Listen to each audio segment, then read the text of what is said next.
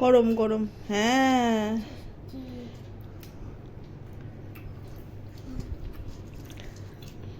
তাহলে বাবা ভালো পকোড়া বানায় বল? বাবা ভেবে ভালো পকোড়া বানায়। চাল তো পকোড়া বানাতে বাবা থেকে চিকেন আনে। ভালো লেগেছে?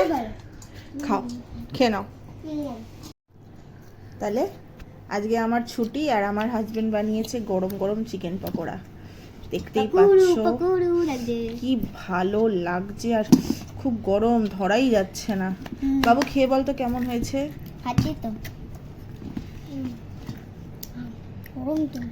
আস্তে আস্তে খা, আস্তে আস্তে। কেমন? এটা ভাঙলে ভালো হয়, দাঁড়া, দু হাত দিয়ে ভেঙে দেখা তো আরশি। গরম লাগছে। এটা ধর, আমি ভাঙছি। দেখো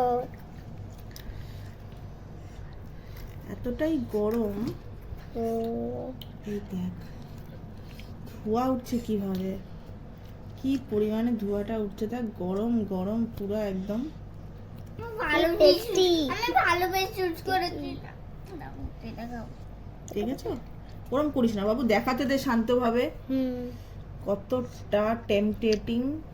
দেখো তো তেল ভিতরে, তেল চর্বি, চর্বি ওই হলো। হুম। হাত পুড়ে গেল তো।